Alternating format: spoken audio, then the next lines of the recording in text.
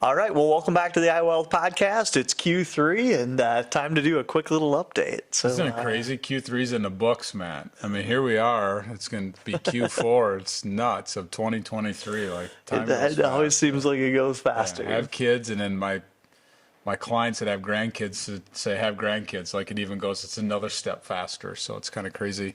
The quarter, Matt, has just been it's an interesting quarter.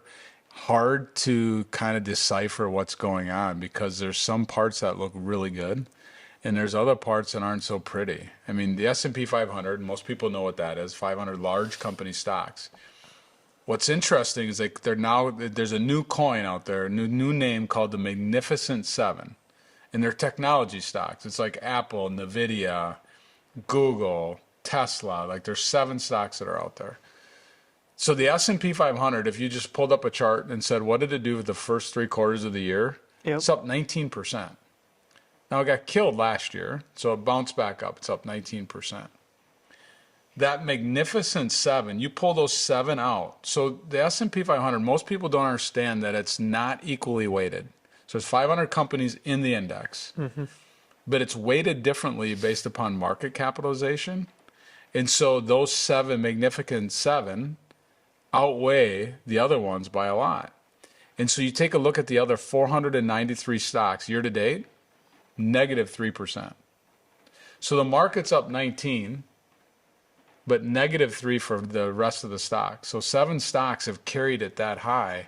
If you equally weighted the S&P 500, it'd be up 7.6% for the first 3 months of the year. Okay. So it's just a really interesting time that these 7 stocks have outperformed. And then you take a look at, how does that affect an index versus a manager that's picking stocks?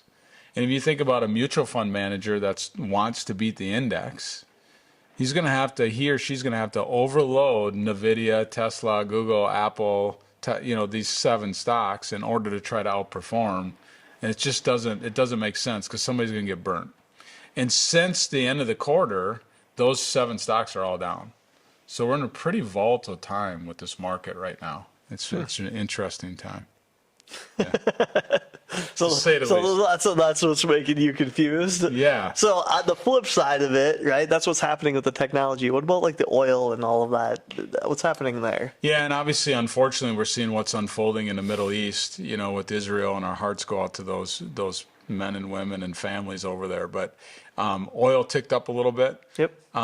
We believe oil is going to stay up for a little bit as well, just based upon what's going on in the economy. We got the green stocks and things like that, but oil's actually had a pretty good year. It's up over 30% the past 12 months, and that trend might continue for a little while. But be careful to buy at the top, of different markets. Surprisingly, the U.S. has been pretty strong. There's been other parts of the world that have been a little bit more negative than the U.S. And overall, we're seeing a lot of portfolios up 5, 6, 7%.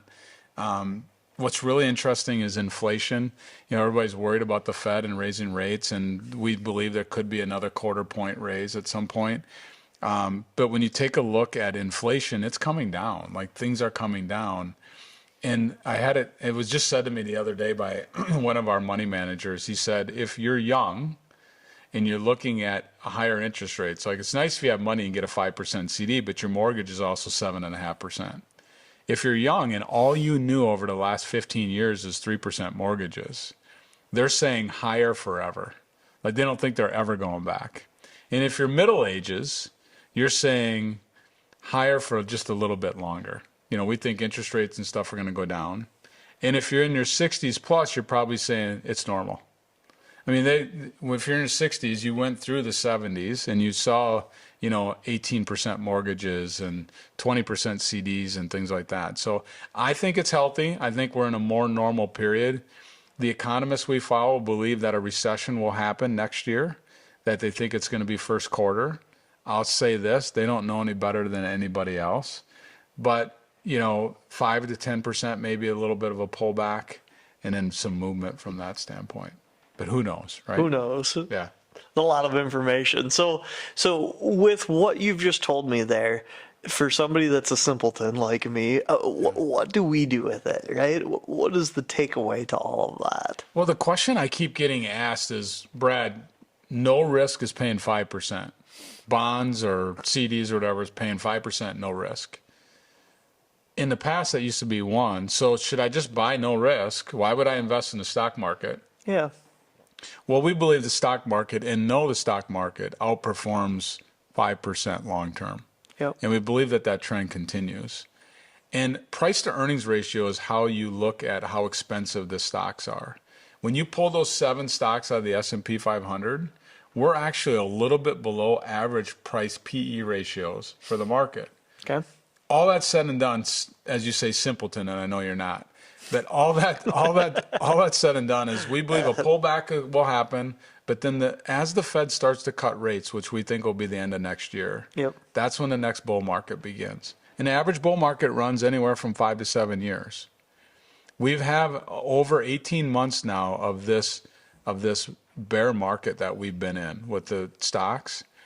And so when this thing starts to turn, and we never know when it's going to turn, so you can't time it. Market timing does not work. You can't do it every single year.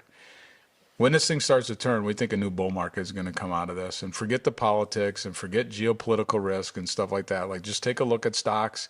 And I think owning large company stocks that pay a dividend, that make money, that have been around forever, are going to continue to be here and continue to innovate and continue to grow. And they'll figure out this interest rate environment and stuff that we're in. So I think you just focus on the stocks that are making money. Cash is paying over 4%. So if you have cash, make sure it's not getting 1. Do your homework, move some money around, get 4 or 5% on your cash. We should all have some cash that we're sitting on. Yep. So make sure you're doing that, and then just stay diversified. Ultimately, talk to somebody if you're feeling nervous about it. Very cool. Very, very cool. No, I'm glad that Q4 is here. I hope this 5 to 10% pullback happens, and then we can have a prettier outlook when we get back together in the next quarter. I think it's a great time to be buying as long as you're a long-term investor. But we'll just see what this next 90 days gives us. Has in store and ready to hold for us. That's right. So, all right. Well, we'll see you back here next time. Thank you.